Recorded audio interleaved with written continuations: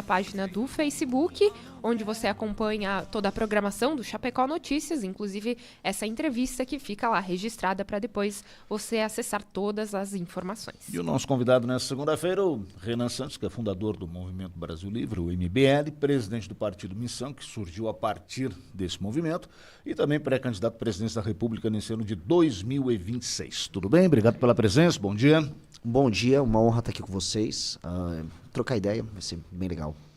Circulando pelo Brasil, agora na região sul, aqui na região de Chapecó, no estado de Santa Catarina. O roteiro aqui começou ontem, né, Renan? Sim, sim. Prossegue hoje ainda, daqui você vai para Lages. Exato. Esse é o teu roteiro, então você de Lages depois fica ainda no estado? Vamos para Criciúma, Tubarão e rodar. Não vai ser a rodada definitiva de Santa Catarina, mas porque haverá depois região do Vale do Itajaí, região mais litorânea, mas é um pedaço importante de rodar. Porque, assim, é um pedaço que às vezes é negligenciado. E aqui, assim, eu falo muito, aqui é um pedaço do Brasil que é negligenciado, nem é tratado como Brasil em muitos termos, né? Ainda assim é uma região importante, com IDH muito alto, com qualidade de vida, com uma cultura comunitária que faz exemplo e faz sombra para outras regiões do Brasil. Inclusive eu tive ontem em São Miguel do Oeste gravando para falar sobre isso. Né? O pessoal na pracinha, final de tarde, se encontrando, tomando chimarrão no meio da praça, a criança andando no meio da rua. Quando que isso seria possível na maior parte das cidades brasileiras? Alguns diferenciais aí no que diz a qualidade de vida aqui no nosso oeste, extremo oeste, daqui você passando então pela Serra, indo para o sul e depois mais tarde circulando também por outras regiões. Mas assim, já deu para passar por boa parte do Brasil? Olha, eu estou fazendo um roteiro que passa especialmente nas regiões mais pobres do Brasil. Porque a gente tem que entender o problema dessas regiões e vir com soluções verdadeiras. A maior parte dos políticos, quando rodam, por exemplo, o tal do sertão, todo mundo tem uma visão, o que é o sertão? A região onde o Lula é mais votado, né? Então, aquela parte que tem um agreste, aquela parte que tem um semiárido, regiões no meião de Pernambuco, no meião do Ceará, Rio Grande do Norte, todas as regiões a gente passou e tentei entender o drama, por que tem baixa atividade econômica em boa parte dessas regiões, como é a indústria da compra de voto. E aí fui no Maranhão, que não é um semiárido, por incrível que pareça, o Maranhão, a gente identifica muito o Maranhão com pobreza, mas a terra no Maranhão é maravilhosa. A maior parte da terra no Maranhão é altamente plantável, inclusive muito agricultor, inclusive aqui de Santa Catarina, a gauchada também que veio pra cá, foi pra lá, foi virar fazendeiro, foi plantar soja. Então um lugar que tem uma terra boa, mas infelizmente eles dispõem de uma praga, né, uma praga que ela precisa ser combatida, que é o político maranhense. Eu tô aqui para falar para vocês que eu prefiro ser atropelado por uma carreta do que ser governado por um político do Maranhão. É a pior classe política do Brasil, mas infelizmente eles mandam muito mais. Eu vou falar aqui, eles mandam mais até do que os paulistas. Eu sou de São Paulo. A política o Brasil é muito mais parecido com o Maranhão na sua política do que com São Paulo. Quando eu falo então de vocês aqui no Oeste Catarinense, vocês não têm praticamente representação política em Brasília. A voz de vocês não é ouvida. Mas a voz dos políticos de lá é muito ouvida. E infelizmente isso precisa ser mudado. E acho que também é assim uma forma de compreender que você tem as suas políticas enquanto governo, as políticas nacionais, mas o que vale para uma região não necessariamente vale para outra. Então o Brasil é muito grande, né? A gente sempre diz que é um país continental, tem que compreender isso e ter ações assim diferenciadas dependendo da região, né? Sim, mas os parâmetros de avaliação têm que ser os mesmos, porque a resposta que eu ouço dos políticos do Maranhão é essa. Aqui é diferente. Mas o que é diferente? Né? Não existe administração pública na maior parte dos municípios. Eu passei por eu vou te dar um exemplo. Eu fiz até uma comparação muito forte entre São Miguel do Oeste, uma cidade modelo, posso colocar, uma cidade bonita que tem pra cá, e Santo Antônio dos Lopes, lá no Maranhão. O PIB per capita, ou seja, o PIB da cidade dividido pelo número de habitantes em São Miguel do Oeste é coisa de 70 mil reais. Em Santo Antônio dos Lopes, no Maranhão, é 360 mil reais. É muito maior. Mas por que muito maior? Porque eles têm uma usina termoelétrica lá. Aí você imagina que, com base nisso, você vai ter uma classe média na cidade, você vai ter empregos de qualidade. A qualidade de vida em Santo Antônio dos Lopes vai ser maior, certo? Pois bem, ela é horrível. O IDH, que é um índice de desenvolvimento humano, que é um índice que pega todos os indicadores de qualidade de vida de um município em Santo Antônio dos Lopes, é 0,55. Enquanto, que é baixíssimo, é da África subsaariana. Enquanto o IDH, por exemplo, de São Miguel do Oeste é 0,801, que é muito alto, é um nível europeu. Então, o que eu quero dizer com isso? Que a administração pública lá é tão ruim, que até nos municípios tem arrecadação, não funciona. A educação é baixíssima, não tem saneamento básico. Você vai tomar uma água, ou um suco no restaurante, você cai desprevenido, você vai pegar uma diarreia. Eu mesmo fiquei doente lá, porque eu esqueci dessa lição e tomei uma Coca-Cola, botei gelo no copo, o gelo derreteu. Né? Então, você tem que estar se policiando. Então, os critérios de avaliação que a política tem naquela região são os piores possíveis. Basicamente, política é um ato de roubar e comprar os eleitores na época da eleição. Por isso que a gente está defendendo agora critério de avaliação objetivo para todos os municípios. Por quê?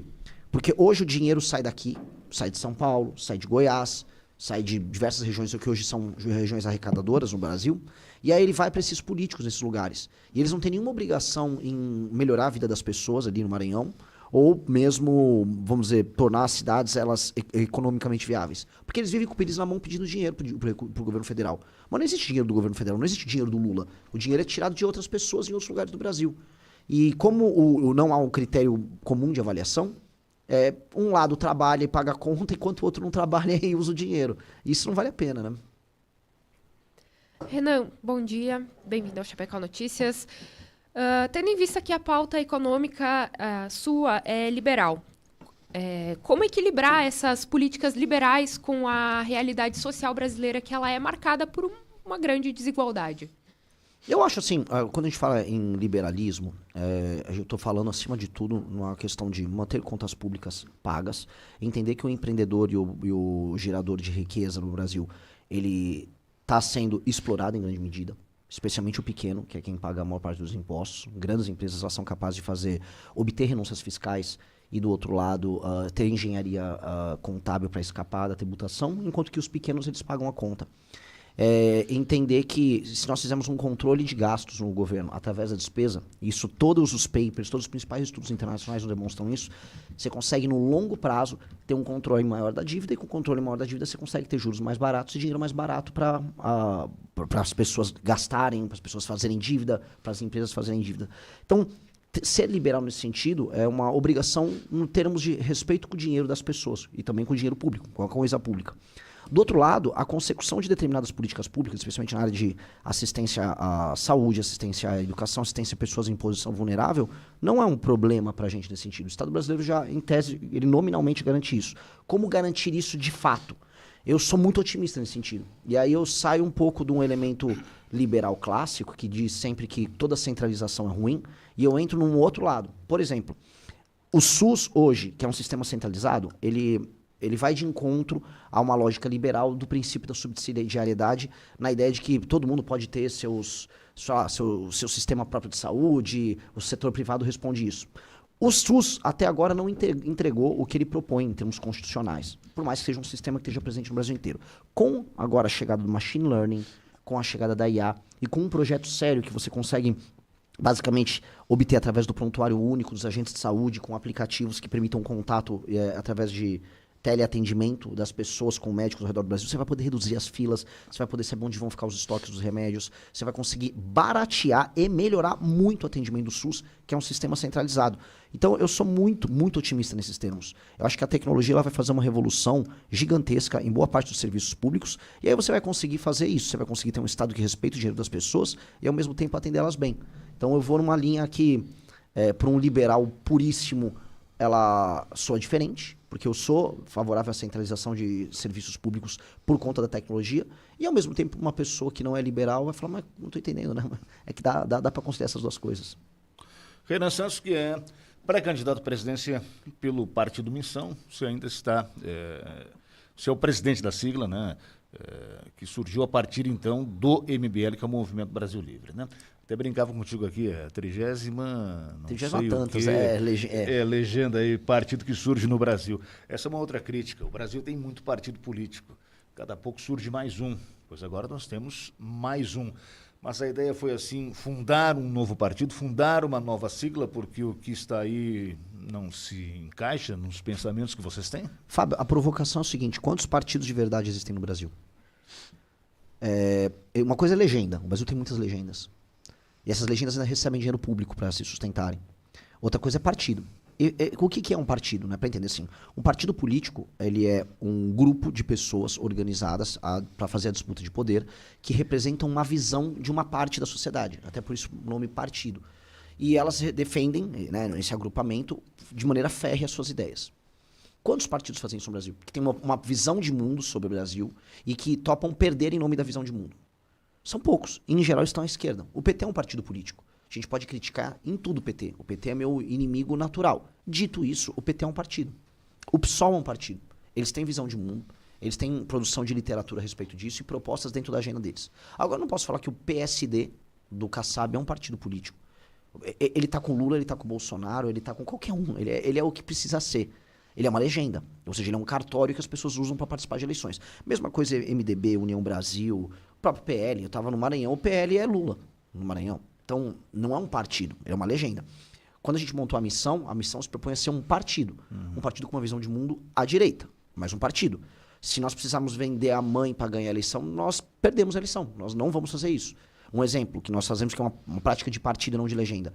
Então, logo eu montei o partido, eu virei um presidente de partido. Né? Então, comecei a ter que viver questões de presidente, que é, por exemplo, aparecer um deputado federal de várias regiões do Brasil aparecer e falou, me dá o partido aqui no meu estado, que eu te faça um deputado aqui, ou 2 deputados estaduais, e eu toco ele aqui, eu fico com a proporção do dinheiro que vier, tá? E aí o partido vai andando, porque essa é a regra do jogo. Ou seja, não importa se ele está numa missão, no União Brasil. Para ele, o partido é só um veículo. Eu falei, não. Não, o partido está sendo tocado pelos militantes, foi quem coletou essas assinaturas, quem montou o partido, e tem que ser assim, as pessoas que acreditam na nossa ideia. E, portanto, é paradoxal que tem muitas legendas no Brasil, parasitas, mas poucos partidos. Agora, esse histórico, né, e se a gente voltar um pouquinho no tempo, essa história não diz nada, assim você fez crítica, por exemplo, ao MDB, né? O regime militar é MDB de um lado, Arena do outro, né? O bipartidarismo. Aí, a partir da redemocratização, aí surge, né, o PT, por exemplo, que você disse que é um partido político. O MDB não tem toda essa história e ele, no seu entender, não é considerado um partido? Ele foi um partido. Foi e não é mais. Ele foi. Alguns que estão aí já existiram lá no passado também, depois foram reativados, né? Porque o MDB, ele, né, quando houve o... Não sei se você coloca a antiga Arena, o PDS, hoje, o Progressista, no mesmo... Ele foi um partido. É a mesma... Ele tá foi na um mesma partido. situação do MDB, por exemplo? Tá. Porque os partidos, eles perderam a razão de ser, a partir do momento que eles não têm um programa. Se você pegar, por exemplo, eu tive que fazer esse estudo. Estudar o programa partidário de todas essas legendas. Do PP, do União Brasil, que é o antigo PFL... se for pegar os filhos, né, agora vai ter União Progressista, com a fusão. E eu for pegar também o próprio PSB, os partidos mais de centro-esquerda, você vai olhar ali, tudo mais ou menos a mesma coisa, são platitudes, defesa da democracia, garantir direitos, livre mercado, mas com responsabilidade. É uma sopa de letrinhas, vamos dizer, que é uma carta de Papai Noel, com vários desejos, mas não tem um programa claro. A gente tem que ter um programa claro. O partido do Milei, a Argentina tinha mais ou menos esse mesmo problema. Aí em El Salvador também. Quando o Milei montou o Liberdade Avança e o Bukele montou em El Salvador o Nuevas Ideias, eles montaram um programa de direita para os países deles e um partido.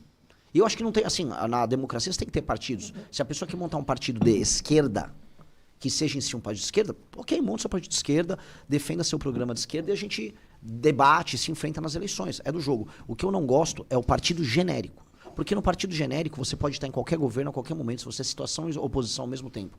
E aí você permite que exista uma coisa que é o centrão, que é a coisa, para mim, mais deletéria que tem na política brasileira. Eu sou ideologicamente parte de um grupo que é de direita. Meu adversário natural em termos de aplicação de políticas públicas é a esquerda.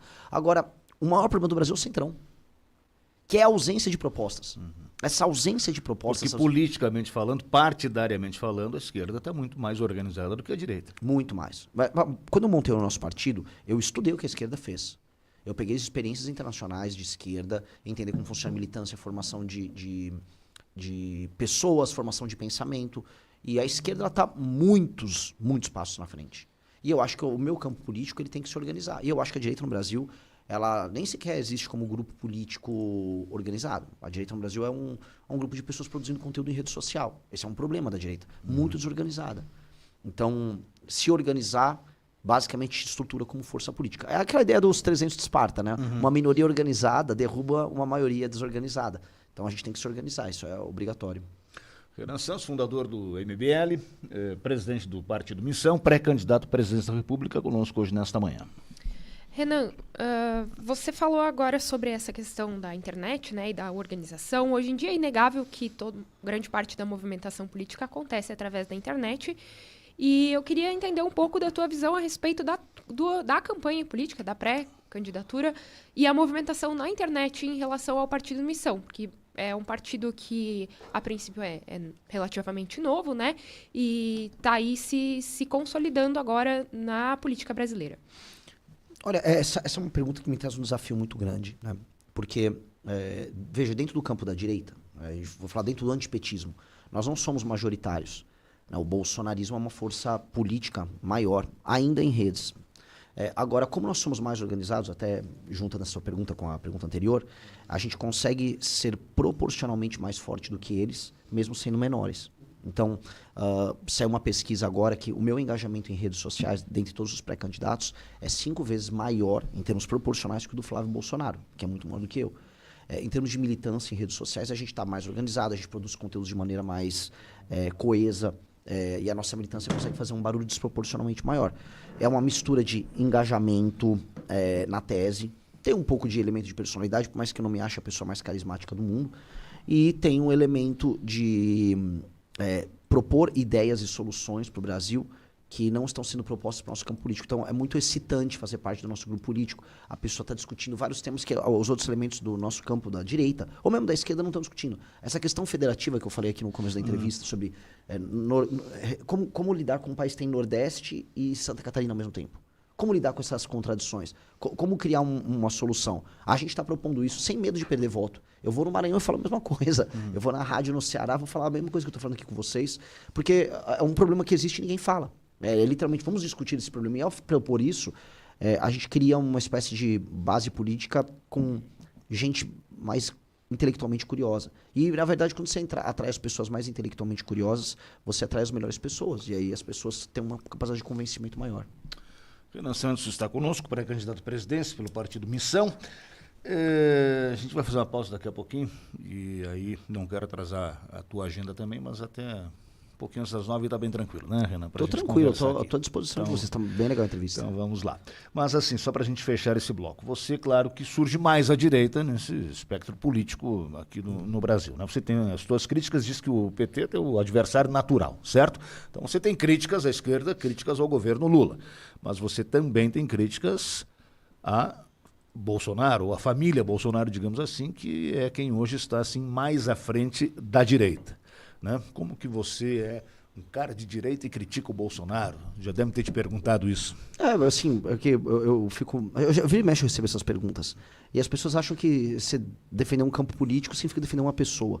Veja, ser de direita significa defender um conjunto de princípios, valores, propostas, uma agenda, e não defender a pessoa A, B ou C. É que essa coisa de direita e esquerda no Brasil é uma coisa que pegou para valer nos últimos 15 anos. Né? As pessoas começaram a se identificar nesses termos. Antigamente não havia isso porque a direita tinha sido meio que suprimida, o termo direita do debate público.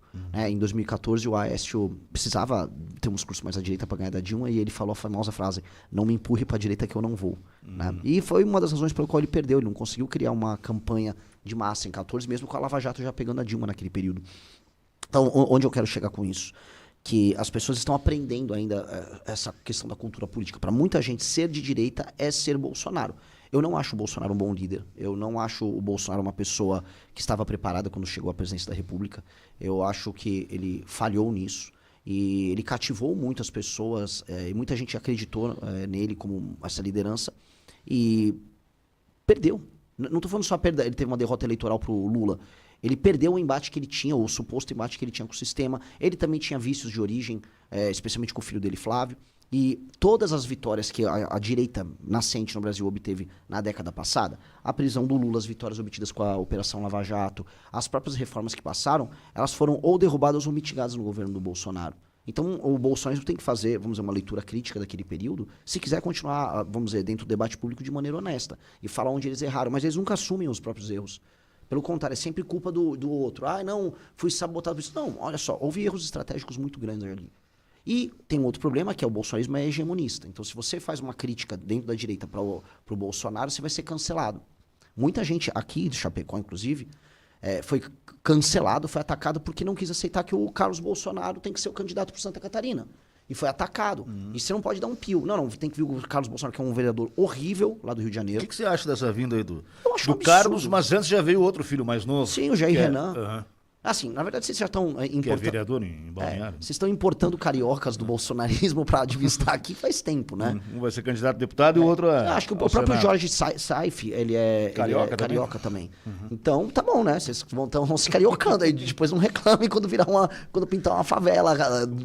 Já tá pintando em Floripa, aliás, né? A real. Mas é aquela coisa de querer ser dono. É óbvio que eu mando e o que eu falar é lei? É óbvio que é.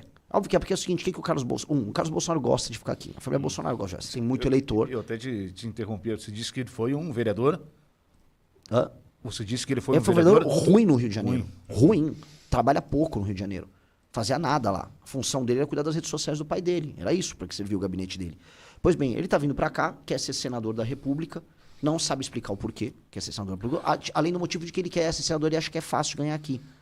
E aí, cara, assim, eu não sou do grupo bolsonarista. Agora, eles não defendem, né, que existem as lideranças locais que foram leais a eles e tal. Por que eles têm que meter o Carlos enxertado aqui na política? E por que os catarinenses têm que aceitar?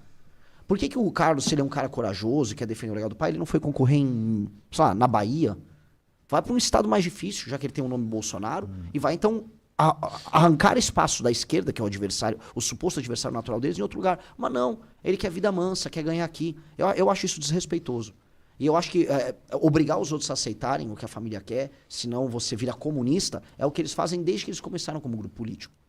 E aí, cara, eu não consigo ver nenhuma vantagem nisso. Eu não consegui ver, para aquilo que a gente chama de campo da direita, vamos dizer, um crescimento em termos de qualidade baseado nas decisões que a família Bolsonaro toma. Então, eu não sou bolsonarista, nem pretendo ser, e eu acho que eles, infelizmente, estão atrapalhando uma luta que podia estar mais avançada. Porque eles não são o alfa e o ômega do nosso campo. A gente não tem que ficar dependendo da vontade deles para fazer qualquer coisa. Tem outros nomes, claro, aí colocados nessa disputa para o Senado, né? A própria Carol Detoni, que tem a sua expressão até nacional devido ao trabalho. Não sei se você faz avaliação de... Né? Você falou aqui da família Bolsonaro, principalmente do Carlos, né? Tem o Esperidião Amin, tradicional político aí de Santa Catarina. Assim, o Esperidião eu conheci muito tempo atrás, no período do impeachment da Dilma. A Carol, ela, no comecinho do MBL, ela chegou a organizar manifestações com a gente aqui, né, no impeachment da Dilma, mas depois não tivemos mais contato. Ali surgiu, né? Sim. Ela e a Daniela Rainer. É verdade. É. E aí, mas aí ela se juntou ao bolsonarismo e tá ali, então a gente seguiu caminhos completamente diferentes, porque a gente sempre foi de direita, mas não bolsonarista. O que eu acho é o seguinte, a questão aqui é uma questão, a meu ver, de prioridades.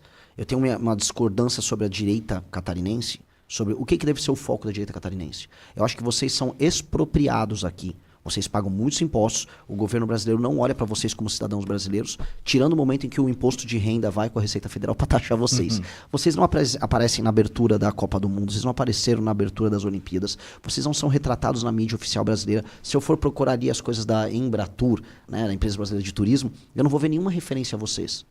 Vocês existem apenas nominalmente como um instrumento de arrecadação, mas nunca como brasileiros de fato. E quando vocês vão se posicionar politicamente no debate público, vocês são chamados de nazistas. Essa é a real. Falando em bom português, é a forma como um catarinense é tratado. E tem uma questão de pacto federativo nisso. Porque estados pouco produtivos vivem de arrancar o dinheiro dos estados mais produtivos. E aqui, hoje, Santa Catarina é um dos estados mais produtivos do Brasil. E vocês não podem ter voz, vocês não podem ter opinião, vocês têm que aceitar tudo que vem. E nesse jogo não está ficando bom e não está valendo a pena.